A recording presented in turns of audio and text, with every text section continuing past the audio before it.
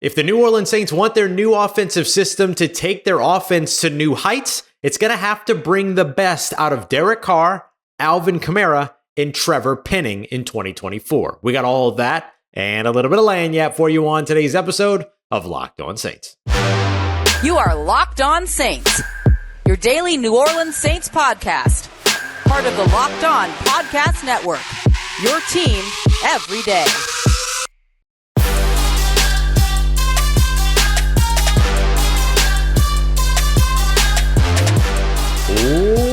What is good, Who Dat Nation and Who Dat family? I am your host, Ross Jackson, New Orleans native, your New Orleans Saints expert and credentialed member of the media covering those New Orleans Saints as a senior writer and reporter over at Saints News Network. And on today's episode of Locked On Saints, it's midweek fundamentals. So we're here to break down what you should expect new for the New Orleans Saints' new offense in 2024. We're going to discuss how it potentially helps the development of offensive tackle Trevor Penning, who, of course, the Saints are wanting to see a big step forward for here in 2024, how it impacts Alvin Kamara's game and usage, and why this system has to get everything that it needs out of Derek Carr before anything else. We got all that coming up for you on today's episode. We appreciate you very much, as always, for being here and, of course, making Locked On Saints your first listen of the day every day, and for being an everydayer here on the show, a proud part of the Locked On Podcast Network, your team every day. And today's episode of Locked On Saints is brought to you by our friends over at FanDuel. Right now, you can make every moment more because new customers are going to get $150 in bonus bets, win or lose, guaranteed, simply by placing your first bet. That's all you got to do. Head over to FanDuel.com/LockedOn to get started today. So if the New Orleans Saints are going to see their new offense take them to new heights, it's all going to have to start with quarterback Derek Carr. This goes beyond a simple conversation around Derek Carr playing the most important position on a football field of quarterback. This is really looking at Derek Carr, what it is that he does well, what it is that he didn't get the opportunity to do well in 2023, what didn't go well in 2023, and trying to mitigate all of that with this new offensive system here in 2024. So how can the New Orleans Saints get that done? Well, here's a couple of things that didn't necessarily go right for the New Orleans Saints when it came to Derek Carr and the offense in 2023. Now, please know that when I'm saying this, I'm not just placing 100% of the blame on Derek Carr. I'm just talking about things that the New Orleans Saints expected to go one way that didn't necessarily go that way. First of all was the run game, which we're really going to dive into here in just a moment in our second segment, where we take a look at how this offensive system will potentially impact Alvin Kamara's usage. But we have to acknowledge that the passing game was limited because of the inability to run the football. 24th in the NFL when it came to the Saints' offensive run game. That's not what they wanted out of this offense. They wanted to be able to move the ball on the ground and then allow that to be able to open up their passing game. No run game last year, and it showed, and it had a major impact. Didn't allow the New Orleans Saints to get ahead of the sticks on first or second down. Had them playing from behind the sticks a ton, or at least behind placement a ton on third downs, which led to a lot of third down sacks. The majority of their sacks came on third down last year, all of that. The other piece was just protection as a whole. The New Orleans Saints struggled over on the offensive line, even though the numbers don't necessarily look like it. 118 pressures allowed over on the offensive side, and then only 34 sacks given up. Those are actually within the bottom 10, bottom 7 in some cases in the NFL. But the issue was, when did those sacks happen? When did those pressures come through? It was often third downs, fourth downs, or really, really important in-game situations where you need to be able to chew more time off the clock, or you were trying to drive to be able to potentially win or maintain a lead or extend a lead or whatever towards the end of a game. Those were the times where you saw the offensive line, Derek Carr going to the ground, all these other things. So the protection wasn't necessarily there either. The other piece was holding on to the ball too long, kind of getting under pressure and really kind of being impacted by the pressure. We saw that start to clean up along with protection towards the end of the season. So we know that the New Orleans Saints can get there on the offensive side. However, this system is being brought in to kind of help to fast track that recovery over on the offensive side. Here's how the New Orleans Saints can get that done.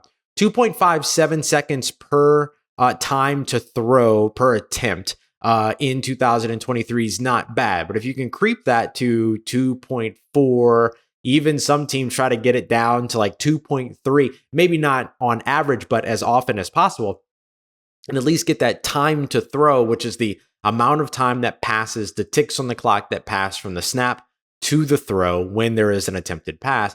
If they can creep that number down a little bit, that helps them out quite a bit. Now, time to throw becomes a little bit sort of, it can be skewed sometimes, right? If your quarterback is running for his life and scrambling a lot, like Carolina Panthers quarterback Bryce Young, you'll see a larger time to throw, 3 seconds or so. And in those cases, you might look at it and go, wow, well, the offensive, if you're just looking at the number, right, without the context, you might look at that and go, oh, wow, the offensive line bought him so much time. Look how much he got to stand back there. That's not always the case. It was that he was creating, running around, not throwing the football, things like that. And of course, had a bunch of receivers that had no separation over in Carolina. The other side of it is that sometimes when the ball's coming out very, very quickly, 2.4, 2.5, 2.6 seconds, sometimes it's out of necessity because the offensive line isn't holding up very long. So what you have to do is be able to find sort of that happy medium where you are getting the ball out of the quarterback's hands within 2.5 seconds or around 2.5 seconds because the play design is allowing you to do that. That's what we saw from Drew Brees for years and years and years in the Sean Payton offense. And so that's something that the New Orleans Saints would love to get back to, is that quick game. The other piece of it is the ability to be able to get the ball in the hands of a playmaker. And this is where the San Francisco influence, the wide zone offense is one thing, but the San Francisco influence really starts to come in this part of the conversation, which is that you're able to get the ball into the hands of the playmakers, and then the playmakers can make yards after catch. In case you missed it, Western Kentucky University wide receiver Malachi Corley, one of my favorite receivers in this year's draft, probably a second or third round selection, and a guy that is so good with the ball in his hands, set for a top 30 visit with the New Orleans Saints that was announced on the 8th on Monday. So you know that the New Orleans Saints are at least interested in trying to find that style of receiver that can catch a football and then create with the ball in their hands. And all of those things come back to the quarterback, making their job easier. And then because you've made their job easier, later on down the line, when you're in a system that is setting things up to take advantage of and knock things down later, so building tendencies to not only try to break those tendencies in 6 weeks, but to break those tendencies in 6 minutes, in 6 drives, that ends up setting up your quarterback to be in a really, really comfortable position to go out there and make plays because his playmakers are going out there and making plays, which buys a lot of breathing room and buys a lot of time. So if you look at the impact of the wide zone offense and what it can bring to the run game, which again, we're going to get to here in just a moment, you add on to that the ability to be able to get to your playmakers within 9 yards and then have them go out there and get you more yardage. It just opens the game up for your quarterback, opens the game up for your system. And it also puts your system in situations to where you can move the ball through the air 4 yards, but still pick up 8, which then gets you ahead of schedule on second down, ahead of schedule on third down, and keeps you from having to play in those situations where you're getting sacked on third downs or you're having to hold the ball because you need a downfield route to open up, or at least something into the intermediate area because you want to throw the ball beyond the sticks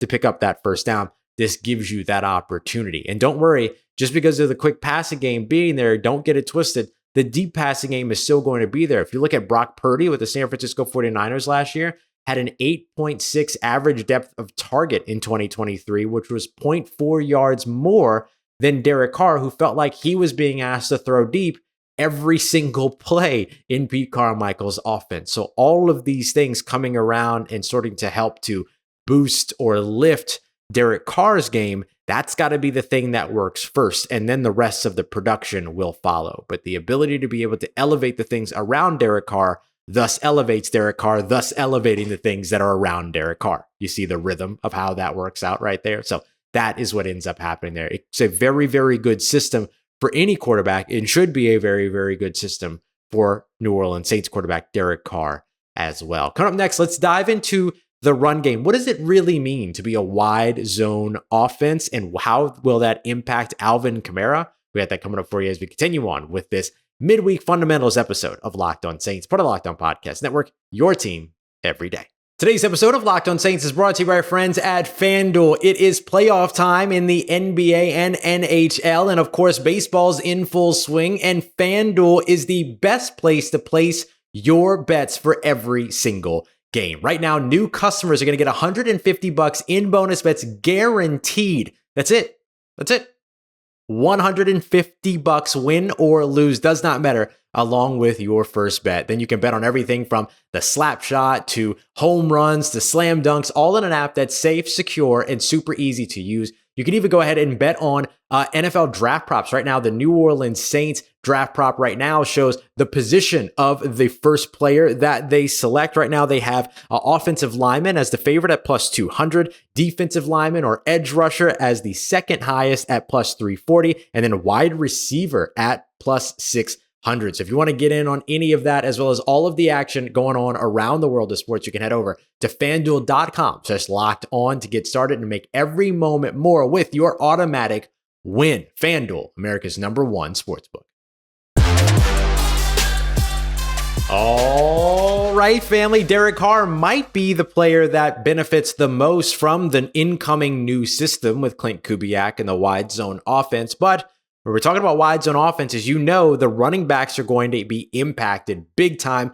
And that goes on the right side, the positive side, for running back Alvin Kamara. We appreciate you very much as always. Make it Locked On Saints your first listen of the day every day. Don't forget to go and check out Locked On Sports Today, the first ever national sports 24/7 stream on YouTube. Go and find them, Locked On Sports Today on YouTube, as well as, of course, on the free Amazon Fire TV channels app. All right, so Alvin Kamara is a player that stands to gain a lot from this new offensive system.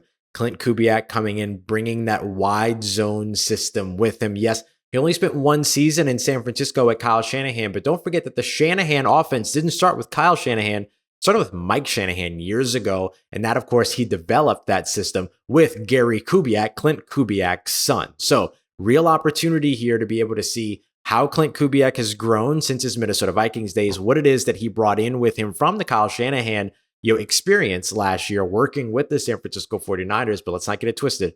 He has access. He's got the mental capacity. He's got all of it for what it is and what it should be looking like for the New Orleans Saints with this new system. So when we talk about sort of a wide zone offense, one of the big things that we always look at here is the run game, right?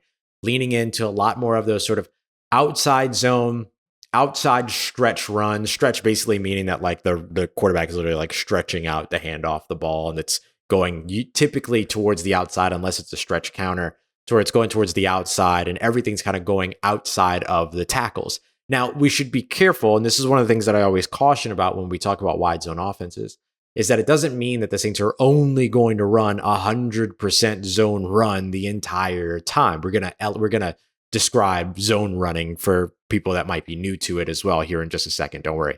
But it's not that, what we're about to explain here, it's not that you're going to see it 100% of the time. The New Orleans Saints last year ran the zone run around 47% of the time on snaps or on run plays last year, and about 38% went to man, and then others were different jet sweeps, reverses, passes that went backwards, things like that. The San Francisco 49ers, nearly 58% in the regular season. You add on the postseason, it was over 58%. So over 10% more than the New Orleans Saints did last year. That's what we're talking about when it comes to this zone run offense or this wide zone offense. Doesn't mean that they're only going to run zone.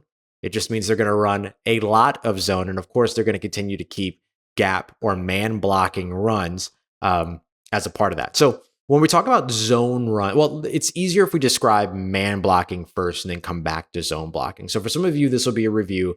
For others, this will be kind of new information, but I'll try to go through it pretty quickly.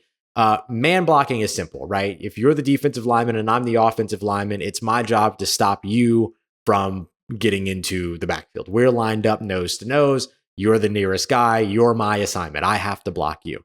In a zone run scheme, that might not necessarily be the case. It could be you, but it depends upon where you attack, because my responsibility is not to block a person or an individual.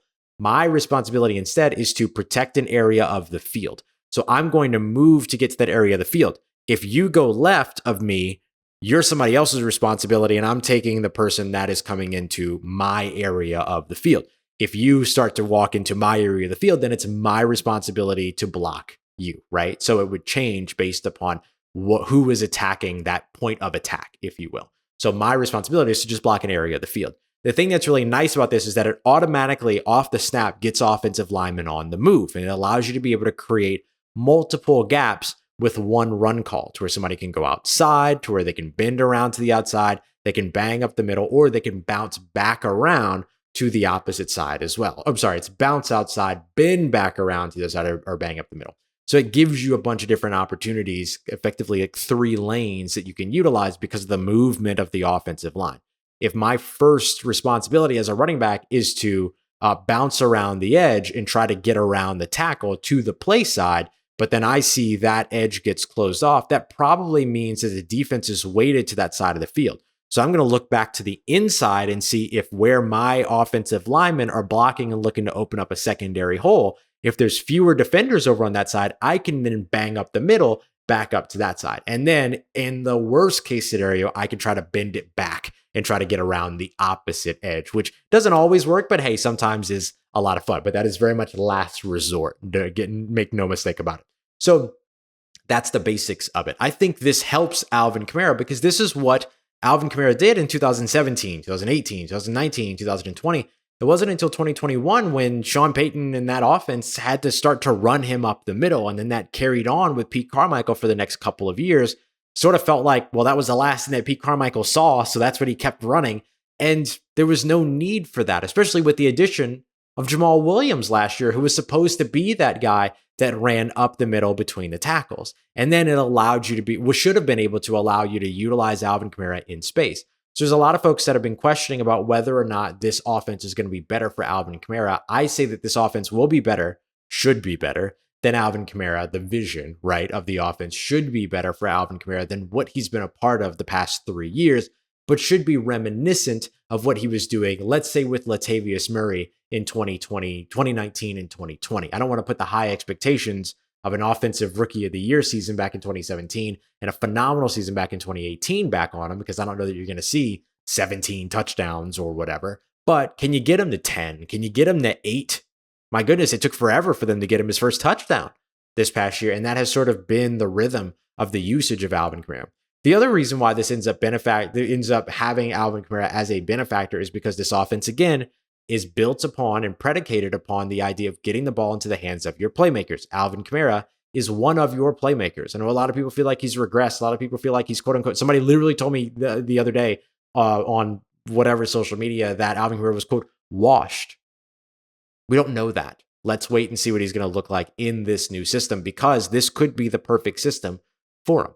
Now, the other question is, does a guy like Jamal Williams have a role in this offense? And the short answer is yes, right? There's a longer answer that kind of gives you all the caveats to it, but the short answer is yes. Like we said, just because it's a wide zone offense doesn't mean that the Saints run 100% zone and only run outside the tackles. No. You're going to lose football games doing that. You have to still be able to run up the middle. You still have to be able to challenge teams within the tackles, make them load the box, and then boop, drop the ball right over the top of their heads.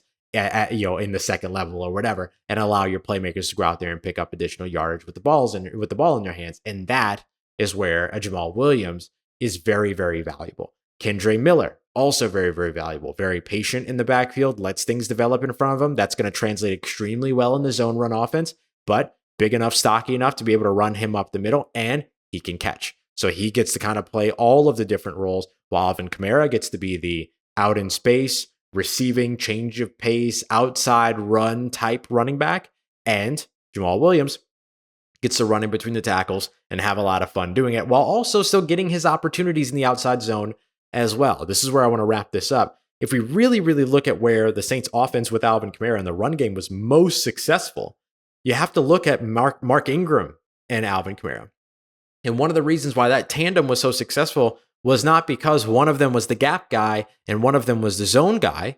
It's that they could both do a little bit of everything. Now, if you had the preference of running a zone run with Alvin Kamara versus Mark Ingram, your preference was probably to run with Alvin Kamara, and vice versa for a man or a gap scheme block, right? And that's the ones where like everybody's just kind of blocking the guy in front of them.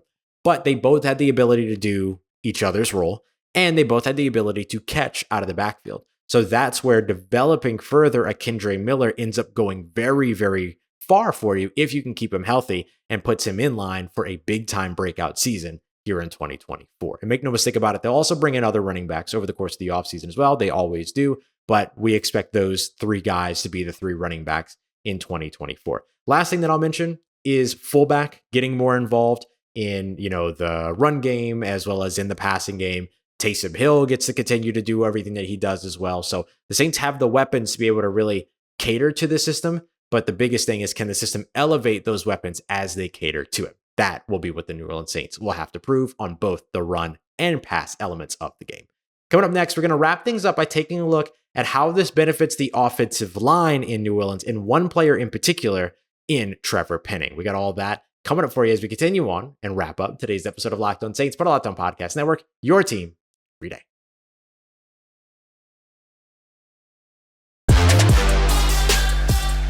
Let's get it, Who Dat Nation. This wide zone offense could be a perfect fit for offensive tackle Trevor Penning and revitalize the confidence that he and the New Orleans Saints once had in one another. We appreciate you very much, as always, making Locked On Saints a part of your day. Don't forget, we are your team every day. So coming up tomorrow, it's our Thursday deep dive. So we're going to stick with the wide zone offense, and I'm going to do a deeper dive into some percentages, numbers, and game plan pieces that end up defining what this system is and try to translate to how that might be able to help the New Orleans Saints in 2024. So we're going to continue the wide zone offense discussion going into tomorrow. We're also going to take a look and catalog all of the Saints' top 30 draft visits so far. We'll explain what those are and who they've met with. Appreciate you very much, as always, for coming back for another episode of Locked On Saints. So Trevor Penning might be in the situation here. A guy that didn't really get his rookie season, right? Battled injury, all those other things. Then came back for his second year, and the Saints gave up on him after like 6 games. So confidence was shot. I'm sure his confidence in the organization was probably shot. The organization's confidence in him probably took a little bit of a hit there too. But perhaps this new wide zone system in Klint Kubiak brings something to the table that ends up elevating Trevor Penning's game and could be huge for the New Orleans Saints, especially if they invest their first round selection at pick 14 in this year's NFL draft and a versatile offensive lineman, a Tlis Fuaga, a Kingsley Suamataia. Maybe you're not even doing that in the first round. You might be doing that in the second round. A Troy Fautanu out of Washington. All of these guys that can kind of move around and serve multiple roles. The reason why that becomes really important is because if Trevor Penning sticks all of a sudden at left tackle because this system works for him, you still want to get your other first round talent out there, right? And continue to bolster your offensive line. So there's a lot of ways that the Saints will be able to kind of figure out how to get their best 5 players out on the field that way. And the truth of the matter is that the best case scenario for New Orleans is that Trevor Penning becomes the player that they need him to be to hold down that left tackle spot. If he's able to hold down that left tackle spot, that just opens up so many opportunities for the New Orleans Saints on their offensive line. But the trick of it is that he's not going to be able to just hold down the left tackle spot by being present. He's going to have to hold down the left tackle spot by being the guy that earns the job. So can he get that done? The system could help him get there. Let's discuss why. So the first thing is that what we've always known about Trevor Penning is that he's a much better run blocker than he is a pass blocker.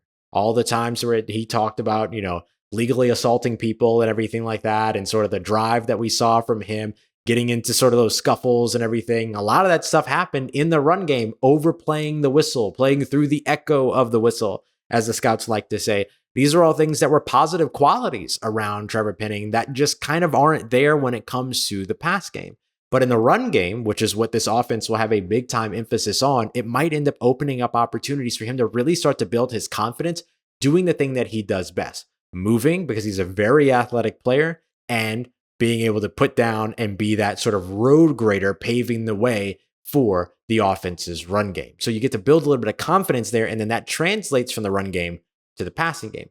And his pass blocking ends up getting supported by what we referenced earlier with Derek Carr, with that quick passing game, right? He doesn't have to hold blocks for 3-4 seconds at a time. He can hold a block for 3 seconds, 2.5 seconds, because the ball's out. And he does that over and over again. And each time that the ball goes out and he doesn't lose that rep within the first 2.5 seconds, more confidence, more confidence, more confidence. So much easier to build confidence when you're putting your players in a situation to win as opposed to a situation to lose. And the New Orleans Saints offense over the course of the past couple of seasons has been putting players like Trevor Penning in position to lose by having quarterbacks holding on to the ball, mostly by design, by having deep routes form and being this offense that you're waiting for and you're reading from high to low as opposed to low to high, right? The thing that made Jameis Winston so good for New Orleans back in that year with Sean Payton was that it was a low to high read offense, and he was just getting comfortable in it. He was distributing well. Yes, he could get the ball down the field like nobody's business,